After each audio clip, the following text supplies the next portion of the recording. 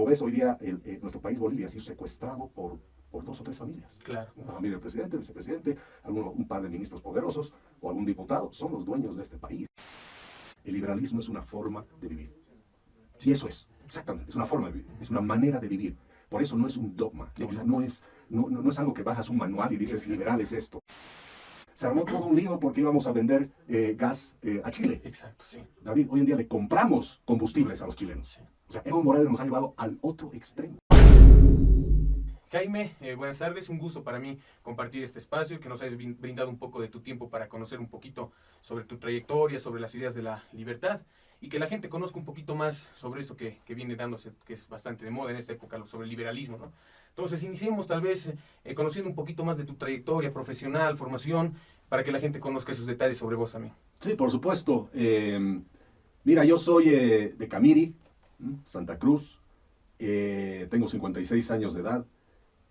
Muy joven me fui a vivir a los Estados Unidos, estudié aquí en el Colegio San Ignacio una época, y después me fui a los Estados Unidos, me gradué, tuve el honor y la ventaja de haber sido un muy buen estudiante, y eso me dio cabida a entrar a universidades muy prestigiosas en los Estados Unidos. Me gradué allá, estudié física y matemáticas, y después como la currícula de Estados Unidos, tú tienes que estudiar muchas cosas antes de definir tu profesión. Yo empecé con física, matemáticas, y después empecé a estudiar ciencias políticas y relaciones internacionales como un tema, digamos, yo decía, para que sea más fácil voy a estudiar un poquito de política, y eran las clases más difíciles que las de física. Y después me terminé graduando en realidad en relaciones internacionales. Entré a trabajar al mercado de valores en Estados Unidos, trabajé como miembro de la Bolsa de Nueva York durante muchos años, y ahí aproveché para sacar una especialidad en finanzas, que es finanzas bursátiles básicamente, y finanzas corporativas, para poder justamente poder operar en estos mercados. Tienes que tener ciertas licencias, y para eso son mucho tiempo de estudio. Y bueno, estuve allá durante muchos años trabajando, y más o menos después de 6-7 años de estar ahí, recibí la llamada de algunos empresarios bolivianos que querían ver si sus empresas podían cotizar en la Bolsa de Nueva York, y así es como empecé mi relación. Por supuesto tenía familia aquí, pero mi relación profesional, te digo, ¿no? Claro. con Bolivia. Y es así que esta gran empresa, la Cervecería Boliviana Nacional, quería cotizar en Nueva York. Claro. Yo hice un trabajo para poder hacer eso, y iba y venía, y en las idas y venidas aparece el proyecto de ley que se quería hacer para la ley del mercado de valores de Bolivia. Y bueno, alguien me dice, oye Jaime, deberías participar, presentate. Me presenté, salió todo positivo, soy coautor de esa ley del mercado de valores de Bolivia. Y bueno, a pesar que había venido simplemente por un periodo muy corto para atender una necesidad específica de una empresa en ese momento, mira, sigo aquí, ya ha pasado 20 y algo años.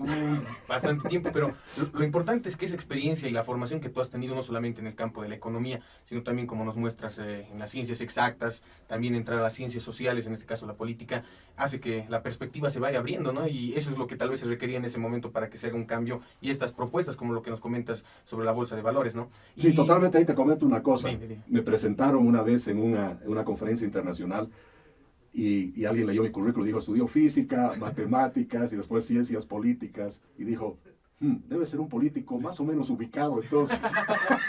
Generalmente ese es el problema, ¿no? Los que están vinculados a las ciencias sociales se les hace un poquito duro el entrar tal vez a hacer el análisis con números y demás, correcto. Y eso facilita, ¿no? Una experiencia parecida a la tuya me ocurrió, yo soy ingeniero, pero estudié un tiempo ciencia política también, ¿no? Y ahí me doy cuenta de que es un poquito duro para los que estudian ciencias sociales la cuestión de los números. Claro, ¿no? Lo que me ayudó mucho también es que cuando ya me vine a Bolivia, hice una maestría en administración de empresas aquí en Bolivia, con el programa de maestrías para el desarrollo entre la Universidad Católica y la Universidad de Harvard. Y fue una excelente experiencia para mí, no solo porque ya veías temas más prácticos, ¿no es cierto? Además, ya con experiencia de haber trabajado muchos años, tener de compañeros a profesionales bolivianos de altísima calidad, a los cuales yo hasta el día de hoy estimo muchísimo, pero al mismo tiempo me dio una visión realista de lo que pasa en Bolivia, porque a veces se queda afuera, está afuera, y no ve el día a día del país. Entonces eso me ayudó muchísimo, y por supuesto he tenido algunos trabajos también, ya no solamente en el sector privado, sino también en el sector público, y me ha ayudado a comprender un poquito mejor lo que pasa en Bolivia. Sí, sí, justamente, ¿no? Ya profundizando un poco ya estos temas políticos y de la coyuntura que vamos viviendo en el país, quería hacerte la consulta justamente más importante, ¿no? Sobre el liberalismo. ¿Qué es el liberalismo para esas personas que tal vez tienen un poco la idea no muy clara? En tu visión, ¿qué representa el liberalismo? ¿Qué es el liberalismo? Mira, me parece muy interesante tu pregunta, porque obviamente tú puedes ver varias definiciones de qué es liberalismo, y tienes el liberalismo clásico, los que son más liberales que otros, que los libertarios, exacto, que los anarcocapitalistas, que todas esas cosas lo único que hacen es confundir a mucha gente, y en realidad se vuelve un tema más de un debate académico de quién leyó un libro más que el otro y cosas así. Yo había escrito una columna, y la verdad la escribí de corazón, a que eres liberal y no lo sabes. Sí, sí, ¿no? Justamente lo había visto. Y digo de corazón porque yo personalmente, en lo que hacía en mi vida, en la forma que educaba a mis hijos, en la forma que entendía el mundo de los negocios, en la forma que entendía la relación que tenemos que tener entre todos como sociedad, esas reglas básicas, después me di cuenta que había sido liberalismo. O sea, no es que uno agarre y dice, desde mañana voy a ser liberal. En realidad, lo más posible es que lo eres y simplemente no lo sabes, ¿no? Entonces, básicamente, si tú tienes un respeto, ¿no es cierto?, por lo que hacen las otras personas en el marco de la ley, por supuesto, y tú crees firmemente en el derecho a la vida, ¿no es cierto?, por supuesto, a poder hacer todo lo que se te sea posible dentro del ámbito de tus capacidades y dentro, repito, siempre voy a repetir, dentro del marco de la ley, ya eres una persona liberal. Y si crees en la propiedad privada y crees que la propiedad privada es un elemento fundamental, después te das cuenta, para ser libre. Y no puedes tener propiedad privada, te das cuenta, si no hay seguridad jurídica. Es que entonces es como que una cosa concatena con otra sin que nunca hayas leído a John Locke, a Mises, o nunca hayas leído lo que decía, no sé, Menger o Friedman sobre el monetarismo. No necesitas nada de eso. Sino las cosas más interesantes, más puras, creo, del liberalismo, es el hecho que es algo muy natural de los seres humanos. Por eso es que cuando aparece un socialismo, hace tanto ruido y genera tanta disonancia con la naturaleza humana, porque el humano naturalmente es más liberal. El socialismo es más un invento artificial, ¿no es cierto?, que se impone sobre las sociedades, ¿no?, como un dogma político y como una forma de vida donde en realidad tú ya no importas, lo que importa es el colectivo y alguien que tiene que dirigir, ¿no es cierto?, por el bien de ese colectivo. Eso no es normal, no es natural, por lo menos no en los últimos siglos, ¿no? Capaz era más natural cuando vivíamos en las cuevas y el que cazaba más era el líder y él conseguía la comida y nos redistribuía a todos. Pero ya no somos así, ¿no? Claro. Entonces, el liberalismo es la expresión más natural y lógica, digamos, de cómo se comporta el ser humano. Claro. Entonces, por eso, yo en algunos debates me han hecho la pregunta, ¿no? Pero tú no crees en las comunidades, en los colectivos. No. Lo que pasa es que empezamos por el individuo, y el individuo, con su familia, con su comunidad, naturalmente puede organizarse. Exactamente, y ahí se crea el colectivo. Y cuando te dicen, no, pero el liberalista, los liberales y el liberalismo apoyan al individuo, al egoísmo, eso es mentira. Es más, cuando todo está funcionando dentro del marco del respeto, repito, a la vida, a la libertad, a la propiedad privada y la seguridad jurídica, nunca puede haber alguien encima de otro, ¿no es cierto? Es más, si estaríamos en una transacción de mercado, si estaríamos en el mundo de los negocios, si estaríamos todos ejerciendo nuestro rol como ciudadano, trabajando en un emprendimiento, tratando de vender un producto, el que se está pasando por encima de todos y tiene alguna ventaja, está haciendo algo ilegal. Entonces no tienes a nadie por encima. Más bien en estas tendencias socialistas, comunistas, ahí sí tienes grupos de gente y personas que están encima de todos, ¿no es cierto? El dictador ese de izquierda, el autócrata, o como ves hoy día, nuestro país Bolivia ha sido secuestrado por 2 o 3 familias. Claro. La familia del presidente, el vicepresidente, un par de ministros poderosos o algún diputado, son los dueños de este país. Entonces nos han vendido la idea, esta izquierda del siglo XXI, manifestada en Bolivia a través del movimiento al socialismo, de que hacen todo por los pobres y están ayudando a los pobres. Sí, pero ellos se han adueñado del Estado, ¿no es cierto? Y es por el colectivo de la bolivianidad.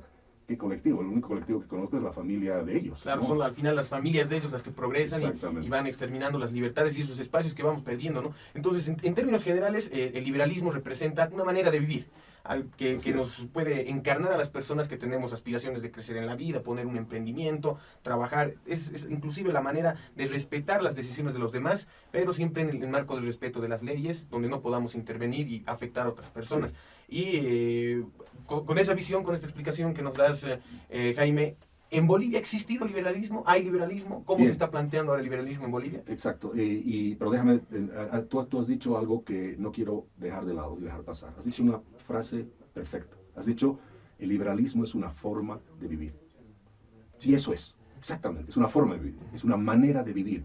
Por eso no es un dogma, no es algo que bajas un manual y dices, exacto, liberal es esto. No puede ser un recetario. No es así, no es un dogma, no son... se hace ABC y si no haces ABC ya no eres liberal. No. Y como es una forma de vivir, mientras las sociedades van evolucionando, el liberalismo va evolucionando también. Claro. Entonces no podemos decir, no, es que liberal significa hacer lo que se hacía, no sé, hacia el siglo pasado y que eso ya no va con lo de ahora. No es así. El liberalismo va acomodándose, va evolucionando obviamente, mientras va evolucionando las sociedades, va evolucionando el mundo de los negocios, los países, las relaciones internacionales de los países, etcétera, etcétera. Claro. No es el dogma socialista, marxista, leninista, eso no evoluciona. Claro, eso está estancado. Eso está estancado y por eso es que hay gran resistencia cuando te vienen estos dogmas a tratar de imponerte una forma de vida.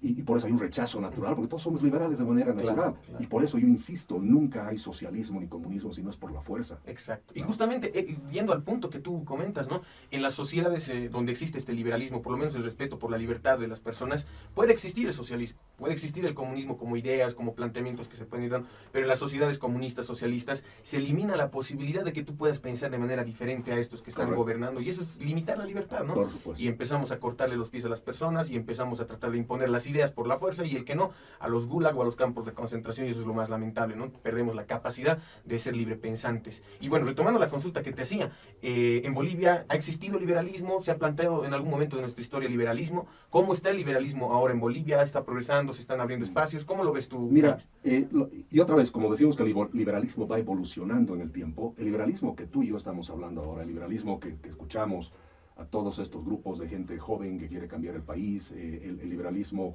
libertario. Nunca ha habido ese tipo de liberalismo realmente en Bolivia. Creo que tenemos que ser claros. Es una nueva forma, si quieres verlo, del liberalismo, porque sé que desde el punto de vista de la ciencia política te pueden decir, no, ya hubo liberalismo en Bolivia, de una manera muy simplista, ¿no es cierto? No, lo que pasa es que hubo el Partido Liberal y el presidente Pando y después Peñaranda y después el otro presidente que vino y dijo, somos liberales y gana aquí el Partido Liberal y tuvo su presidencia, etcétera, etcétera, ¿no? Y no quiero entrar ni fechas ni detalles porque no vale la pena, pero ¿a qué me refiero con eso? Ese era un partido liberal que en su momento, ¿qué buscaba?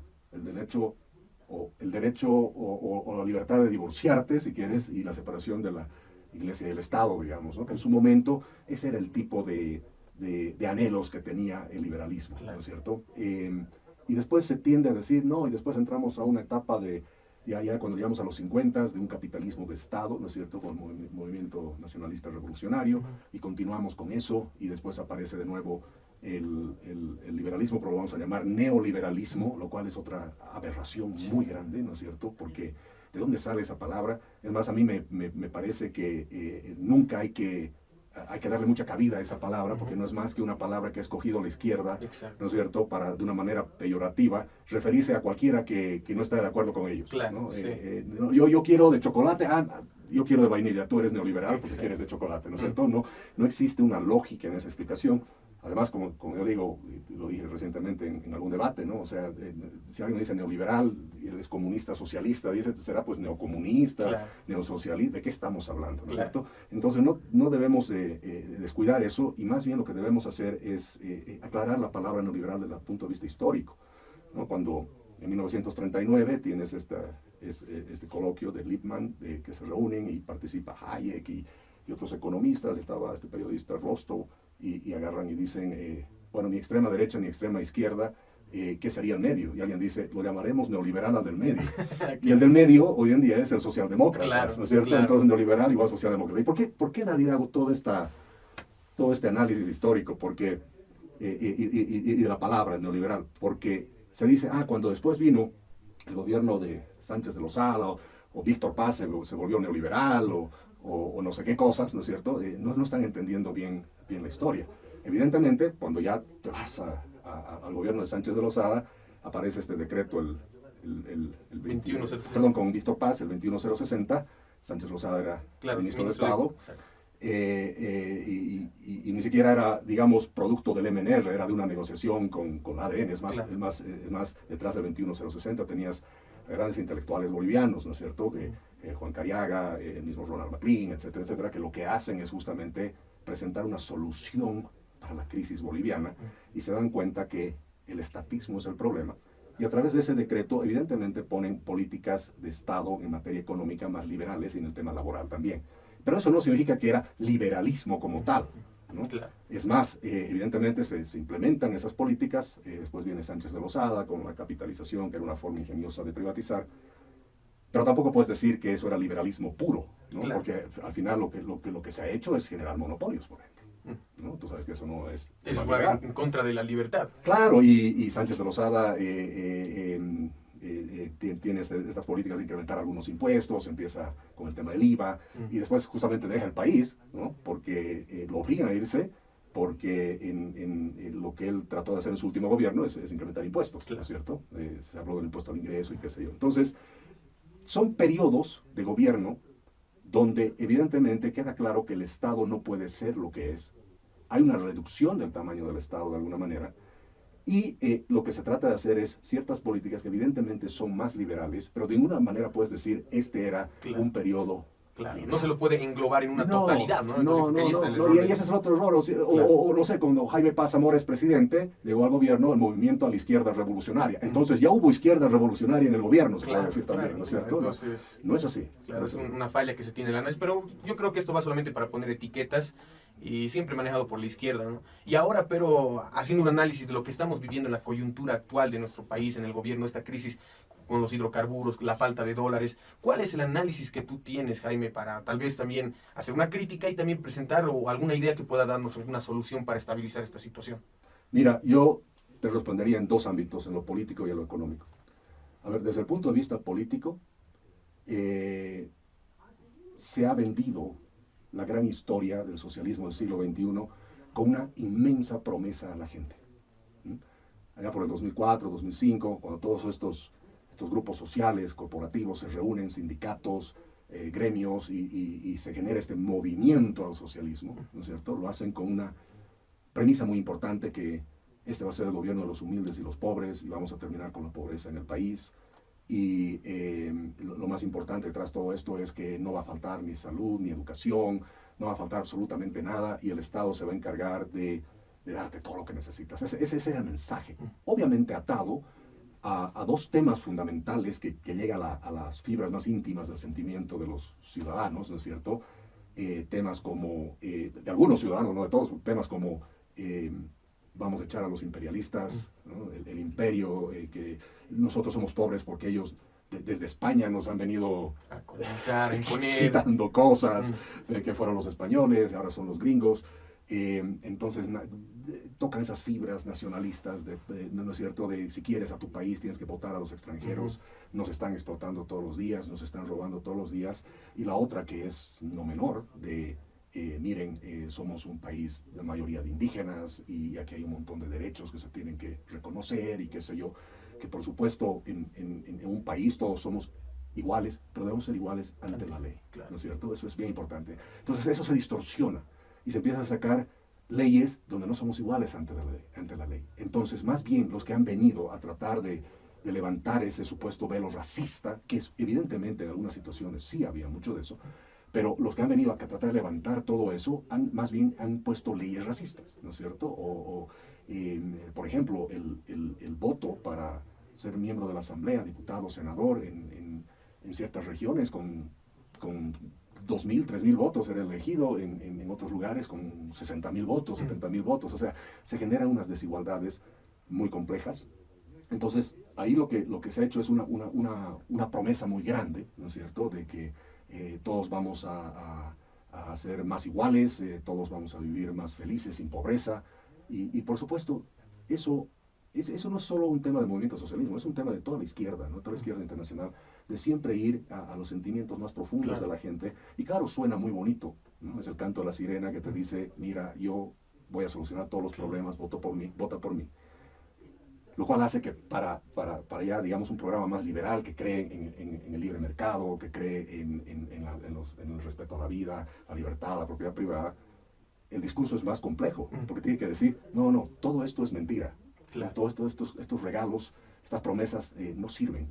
Y entonces te van a decir, entonces, ¿qué tenemos que hacer? Entonces tú le tienes que decir, tienes que trabajar. Claro, claro, justamente lo que comentas llega como anillo al dedo, en el sentido de que esta izquierda que nos ha tocado vivir en el país y este discurso es muy cargado de un resentimiento, de divisionismo, al final donde en vez de que hagamos un mea culpa de todo lo que se ha ido haciendo mal en la historia del país de Bolivia, y lo cual ahora nos lleva al fracaso, deberíamos hacer de vernos de frente entre bolivianos, reconocernos como iguales ante la ley y tratar de darnos la mano para progresar juntos. Y por supuesto, y eso no ha sucedido. No ha sucedido. No, más bien nos han dividido en 32 naciones, y más allá de eso, a ver, lo que te dije, que se prometió, ¿no es cierto?, versus lo que tenemos ahora. Claro. ¿Qué tenemos ahora? El mismo Banco Mundial ha dicho que la pobreza medida por $5.50, la promesa media, $5.50 al día hacia abajo, en Bolivia esa pobreza de ser 28% subió al 36%. O sea, somos más pobres.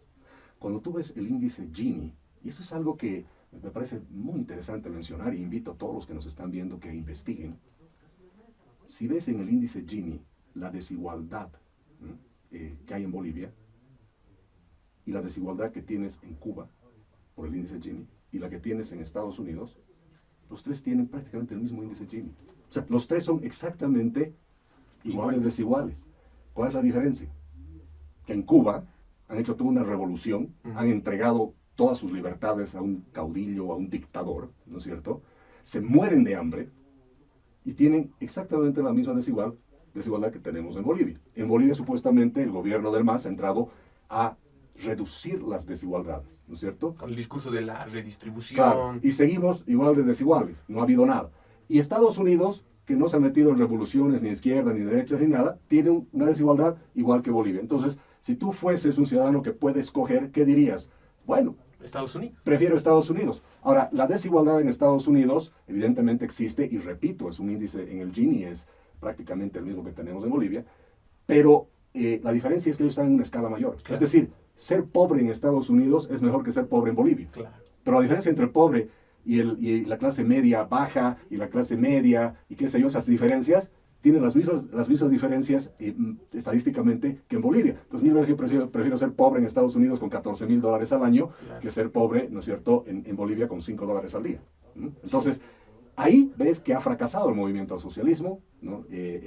No ha eliminado realmente la desigualdad y la pobreza. Cuando te hablo de la pobreza extrema, ahí sí encuentras una mejora, pero seamos también muy claros, esa mejora es porque si estás ganando menos de $1 al día, pero lo que sucede también es que regalando plata, esos bonos, que te llegue un bono de 1,000 bolivianos en el año, ¿no es cierto? Lo divides por 365, claro, ya has subido unos cuantos centavitos, claro, y listo, ya no eres pobre. Claro, y eso no mejora la vida a nadie. Nada. Pero estadísticamente ya no eres pobre, ¿no es cierto? Entonces, tienes eso. Y por el otro lado, ¿qué es lo que tienes?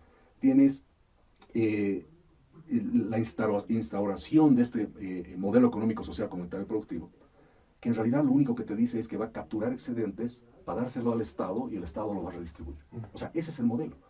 Y es un modelo complejo, porque es un modelo, o sea, complejo en sus resultados desfavorables, porque básicamente lo que te dice es voy a capturar riqueza, yo lo voy a tener como Estado y yo lo voy a redistribuir. Y habla de esas palabras, dice la captura de excedentes y la redistribución de los mismos. Oye, en ningún lugar dice vamos a crear riqueza. Claro. Entonces, obviamente, si yo tengo una torta y simplemente la voy a cortar y voy a decidir a quién le doy, se te va a acabar la torta. Y por eso es que este modelo económico, social, comunitario, productivo, yo he escrito varias veces, varias columnas, y ha sido reeditado en un pequeño libro y qué sé yo, donde digo, el modelo económico, social, comunitario, productivo, diagnóstico de un modelo agotado, ¿no? Y yo decía, no, este ya está agotado. Me decían, pero Jaime, sigue, mira, la gente sigue comprando, va a los restaurantes. No, el modelo se ha agotado. Bueno, ahora está clarísimo que se ha agotado. Lo que pasa es que cuando se acaban los ingresos del gas, el gobierno hace una movida que no estaba prevista, que era nos endeudaremos, claro, para reemplazar los ingresos del gas. Entonces, ¿Cómo terminamos hoy, después de que tenemos esta tragedia del movimiento del socialismo en el poder desde 2006? Con más pobreza, con una desigualdad, igual que en Estados Unidos, igual que en Cuba, y por el otro lado, con una institucionalidad no existente, con los poderes del Estado totalmente destruidos, con un presidente que ha hecho arrodillar al Poder Judicial. El Tribunal Constitucional trabaja para el presidente. El Poder Legislativo no tiene ningún poder de decisión, ni poder de fiscalización. Siendo el primer poder del Estado. Siendo el primer poder del Estado, ¿no? Se nos ha demostrado en estos años que nuestro voto, que es propiedad privada de cada uno de nosotros, te lo roban, ¿no?, cuando quieren.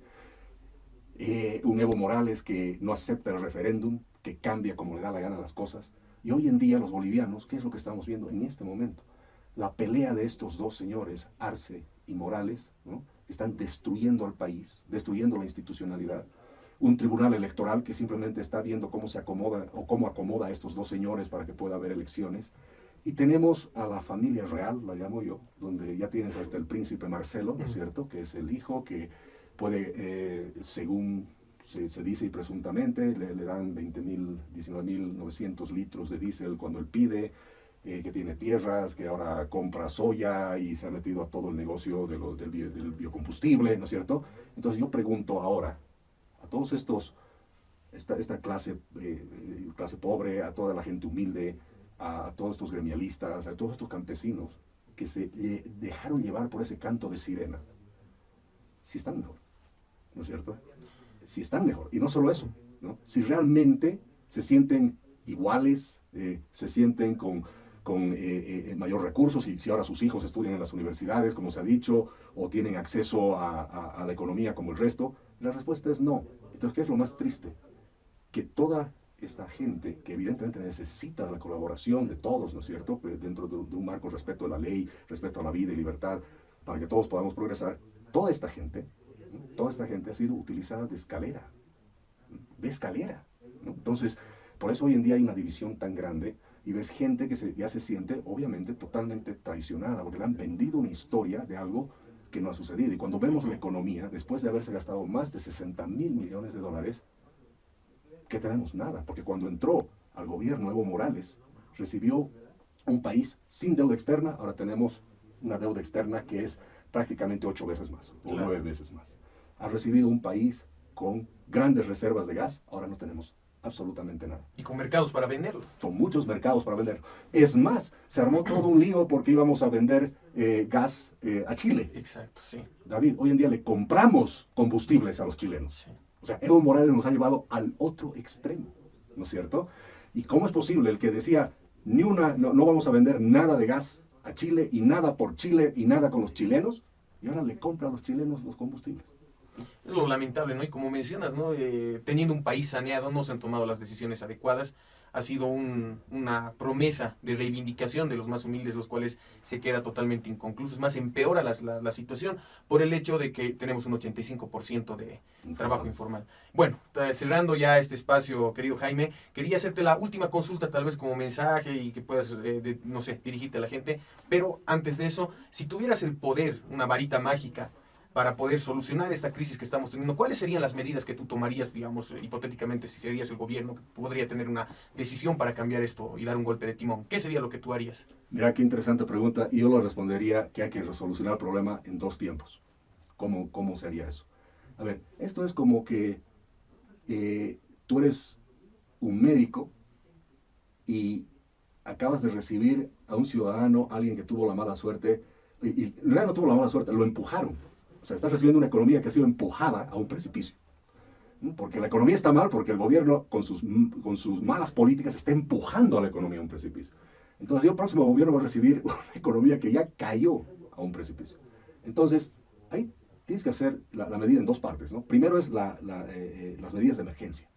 Las medidas de sala de emergencia, que tienen protocolos y tienen formas de proceder que son muy diferentes a cuando ya sales de la sala de emergencia, ¿no es cierto? Entonces, ¿cuáles son las medidas de shock, llamémoslo de otra manera? Son medidas donde tienes que reducir el gasto, ¿no? Y yo entraría directamente al grano con esto.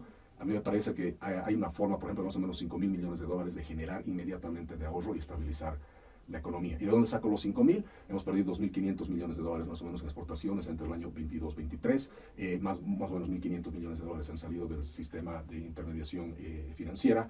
Tienes las reservas que han bajado más o menos en 1.000 millones, en oro también unos 500 millones. Entonces, todos estos números te llevan a que más o menos necesitamos restablecer unos 5.000 millones. Entonces, ¿de dónde lo sacaría? En primer lugar, primera cosa, inversión pública. La inversión pública son más de 4.200 millones de dólares. Es un nivel de inversión pública del mismo tipo y tamaño que teníamos en las épocas de bonanza. ¿Cómo eres tan loco de decir que en época de crisis vas a gastar lo mismo que en época de bonanza? No tiene sentido. Entonces ya de entrada de esos 4.200 o redondearlo en 4.000 millones, tienes que reducir esa inversión pública. Además la ejecución nunca, si quieres, del 100%, es del 50%. De entrada tienes que reducir esa inversión pública a un 30-40%, ¿no? Entonces con eso te vas a generar más o menos unos 2.000 millones de dólares. Por el otro lado, lo que tienes que hacer inmediatamente es todos estos proyectos de inversión pública, que son empresas nuevas que se van a crear, más de 140 este año, etcétera, etcétera, todo eso tienes que parar. Y vuelves a la inversión pública y dices, de la parte que yo no voy a ejecutar ahora, revisando bien, hay unas que quedan definitivamente archivadas, pero no sirven para nada, y algunas que ya están presupuestadas y tienen ya algún avance y puede valer la pena, bueno, la dejamos para un poquito más adelante, para cuando salgamos de la sala de emergencia. Y el otro tema que tienes que hacer es cuando haces estos recortes y especialmente no vas a usar los recursos para las nuevas empresas públicas, pues no necesitas subir la planilla a 7.000 millones de dólares de los 6.000 millones que está ahora, o 6.500 millones que está ahora, ¿no? Entonces ahí te vas a ahorrar entre AFPs y otra cosa casi 600, 700 millones de dólares, ¿no? Y básicamente no vas a despedir prácticamente a nadie. Peor de los casos, un 5% para empezar del sector público. Eso de ir y decir voy a sacar a la mitad o al 80% a la calle no tiene ningún sentido, no tiene ninguna lógica. Obviamente la meta es reducir el Estado lo más que se pueda, pero te estoy hablando de las medidas de sala de emergencia. ¿No? Lo inmediato. Lo inmediato. Y después el tema del subsidio. Ya sabes, ya sabemos claramente, la agroindustria y la minería grande, la importante, tiene dos características. Uno, consume más o menos el 15% del diésel, y el problema es el diésel, no la gasolina. Y desde ese consumo del diésel, cuando tú ves la agroindustria y ves la minería, las grandes mineras y la agroindustria están dispuestos a comprar su propio diésel. Entonces negocias con ellos ese 15%. Ese 15% ya te significa entre 400 y 800 millones de ahorros entre importación de combustibles y subsidios. Si sumas todo lo que te acabo de decir, llegas prácticamente a los 5 millones. Eso es sala de emergencia. Una vez que haces eso, ahí más bien, aquí sí sería totalmente diferente, creo, a lo que se hace todos los días. No presentaría un plan de gobierno. Simplemente llamaría a toda la gente del sector privado, diferentes rubros, industrias, grupos gremialistas y simplemente minería. ¿Cuál va a ser la política de Estado de minería? Llamemos a la gente de minería. Claro, que son los que saben, ¿no? Exacto, que vengan y más bien me digan qué necesitan hacer. Claro. Y cómo los podemos apoyar. O sea, la mentalidad del gobierno de un nuevo Estado que cambie la concepción del Estado desde 1952, tiene que ser un gobierno que le pregunte a la gente cómo quiere que se lo ayude y qué necesita. Yo creo que una de las cosas más terribles que pasa en este país desde el punto de vista político con cada gobierno es que se dan, ¿no es cierto?, el lujo, ¿no?, y de atribución de decir, este es mi plan de gobierno de 500 páginas y esto es lo que se va a hacer. No, señor, no funciona así. Los que realmente saben qué se tiene que hacer en la agricultura es el que está en la agricultura. Claro. El que sabe qué hay que hacer en minería es el que está en la minería. El que sabe qué es lo que se tiene que hacer en relaciones internacionales y el comercio internacional es el que está haciendo comercio internacional y el que está haciendo relaciones internacionales. Ellos son los que nos tienen que decir al gobierno, ¿no?, qué es lo que se necesita hacer. Por supuesto, dentro del marco de la ley. Y lo único que tiene que hacer el Estado es decir, señores, vamos a respetar, por supuesto, la vida, las libertades y la propiedad privada. Y como Estado, mi única obligación, y lo único que les puedo prometer, es que van a tener seguridad jurídica respecto a la vida, las libertades y, por supuesto, la propiedad privada. Justamente eso llegaría a ser, como dices, ¿no? El preguntarles qué es lo que quieren hacer, es devolverles la libertad de que ellos puedan escoger el futuro y el destino y cómo van a manejar su proyecto de vida para que podamos encarar esta crisis y tal vez que en unos años, ¿no?, tal vez los que estamos medianamente jóvenes, veamos con mayor, no sé, anhelo y que se haga realidad las posibilidades de tener un país exitoso y que nosotros podamos ser exitosos también dentro de nuestro país. Bueno, Jaime, mira, y tenemos muchos temas todavía que podríamos estar tocando, pero a veces el tiempo nos apremia, pero quisiera comprometerte para que en otra oportunidad oportunidad vayamos tocando otros temas, por ejemplo, la situación de lo que ahora es la gestora, anteriormente las AFPs, la deuda externa, deuda interna y muchos otros temas que quisiera que vayamos tocando, pero siempre agradecido por el tiempo que nos estás brindando y tocando estos temas que son de importancia y que la gente vaya conociendo y profundizando un poquito más para que podamos encontrar salidas que nos lleven a buen puerto. No, por supuesto. Y mira, para terminar, 2 comentarios. ¿Cómo veo yo? Sigo con la última pregunta que me has hecho. Un país exitoso es exitoso no cuando el Estado es exitoso, no cuando el gobierno es exitoso, es cuando la gente es exitosa. Ese es un primer tema. Y los bolivianos que nos meten en la idea siempre que país pobre y por qué somos pobres y qué hacemos para luchar contra la pobreza. No, está mal hecha la pregunta. Nunca nos tenemos que preguntar por qué somos pobres. Nos tenemos que preguntar por qué no somos ricos. Exacto. Y cuando tengamos la respuesta a eso es cuando Bolivia va a cambiar de verdad.